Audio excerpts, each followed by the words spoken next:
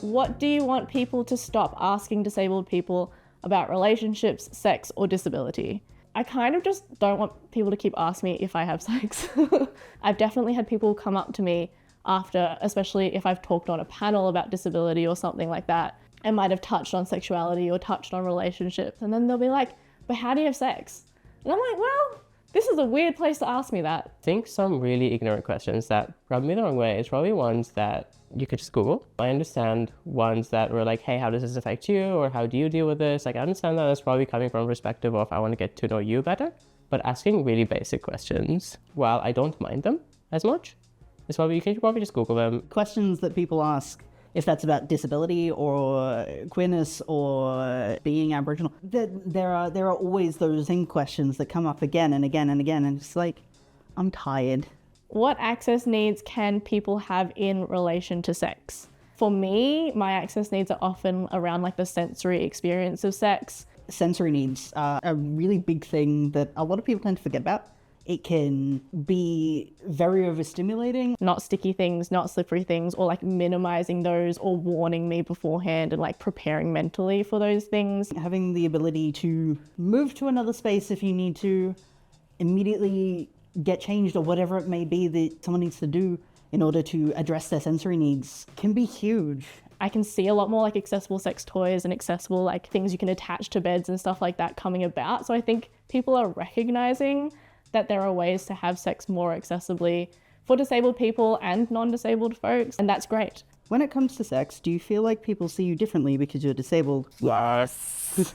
A lot of people have the idea that like being disabled means that you can't be a regular adult. The classic is, you want STI screening and your doctor refuses it because you're disabled.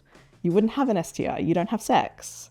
These preconceived ideas can be really frustrating to deal with.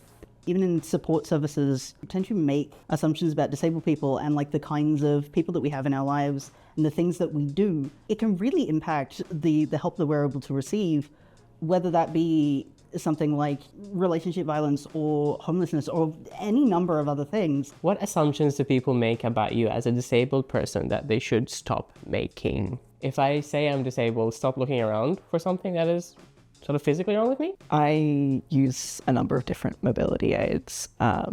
I use a cane sometimes, I use a walker or a rollator sometimes. And very often when I am using my rollator in public and my partner's with me, people just assume that she's my carer. And then my partner will do something like kiss me and they're horrified because they're like, oh my goodness, that shouldn't be happening. That's so like horrible and unethical. And there's a lot of assumptions that are being made there that should not be being made. They like it even less when she grabs my ass, but... What do you wish your sexual partners would ask? I think I've been pretty lucky in terms of most people have asked around things like, are you comfortable? Is this okay? Like, do you want to do something else? And honestly, like those questions are the most helpful in terms of my disability because they just help me be like, actually, this would be cooler. Or actually, this is great. And like maybe just for like a short amount of time. I think the best question is to just ask, hey, how can I make this experience better for you? What can I do? Is sex even relevant to you as a disabled person? I don't know, is sex relevant to you as a non-disabled person? This question is a bit reductive. I have a lot of feelings about sex, and none of them have to do with my disability. Some people have sex, some people don't have sex, but it's got more to do with like your personal preferences and whether you enjoy it or not. Do you prefer to have sex with other disabled people? Yes. Yes, because disabled people can have that understanding a little bit more and that sort of open-mindedness a little bit more. Kind of not, because I don't know how I feel about this, but there is that I want to feel normal. I don't want to be labeled or feel labeled. And so I have to resort to people of my own kin, if that makes sense. I've always found conversations about access easier with disabled people than non-disabled people. Obviously, I'm sure there are a lot of wonderful non-disabled people out there who are very special in their own ways. Yeah, it's a lot easier with people who kind of get it already. Did you get any sex education? What was it like? We definitely didn't get any education around consent or other aspects of like relationship education. We did get something, which is a lot more than some people get. Most of like my sex ed stuff has actually come from experience as an adult and other people explaining things to me in a way that I can process a lot better than I would have been able to at school anyway. School sex ed was not the most useful of things. It also just wasn't very queer friendly.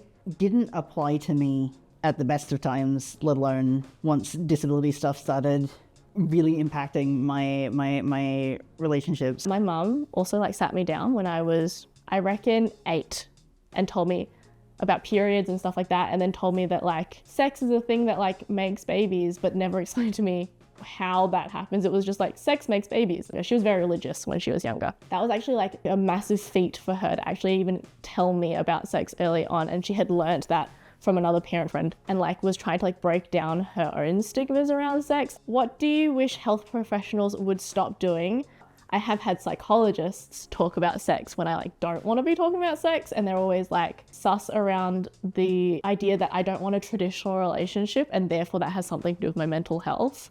Even though I've explicitly told them like, no, that's just like, I know that about myself. I just don't want a traditional relationship. I don't like traditional sex, those kinds of things. I just find that is not cool because I am explicitly telling them my experience. It's not just the assumption that sex isn't and intimate relationships aren't a part of disabled people's lives. A lot of the time it goes one step back and it's like, well, disabled people don't have a capacity to make decisions. And that's why sex isn't a part of our lives. And that's a bigger issue, right? Because then all of the decision making isn't done by you. It's done by whoever they've decided is in charge of you. Can disabled people consent to sex? Yes, absolutely. Oh, good God. Yes. Yes, they can. Absolutely. Disabled people can absolutely consent to sex. Disabled people can have sex consensually. Of course, like with all situations, you should ask and get consent and like make sure that that person is consenting to the thing that you're gonna do. Like some people might need more information or might need information in a different way, or they might need like more time to think about what they're consenting to. I know like for me, I've definitely needed like more information than maybe someone else has needed, just because like my own experiences and processing stuff happens on a different timeline. It is so extremely frustrating that so many people seem to have just at some point collectively decided that disabled people can't. Do disabled people masturbate? Yes, they masturbate. Yes. Yes. And they masturbate in all sorts of ways, as does everyone else. Masturbation can be a really good way to understand your own body. It can be a way to understand your own relationship with sex. I personally like toys because they're more accessible. And I remember when I was 18, the only thing I wanted to do was go get a vibrator. That was my goal.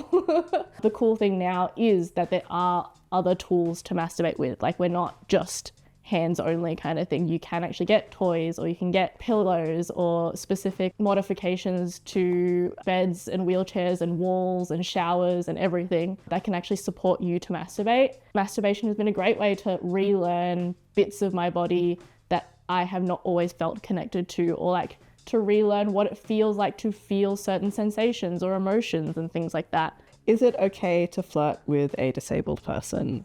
Yes. Obviously there's like context. If you wouldn't think it was okay to flirt with a non-disabled person, don't flirt with the disabled person. There's no like lifetime ban on flirting that we get with the diagnosis. We're normal people. If you think that a disabled person is cute, flirt with them. Flirt with them like you would an able-bodied person. Do you wish you weren't disabled? Ooh, interesting. I think like maybe at times, sometimes it just sucks. Like sometimes the world sucks and it like is just gross about disabled people, and sometimes I'm like, dang. Most of the time I don't. Like I really like being disabled. I enjoy my life. I enjoy the perspective it gives me. I enjoy like the people I get to connect with because I'm disabled. No.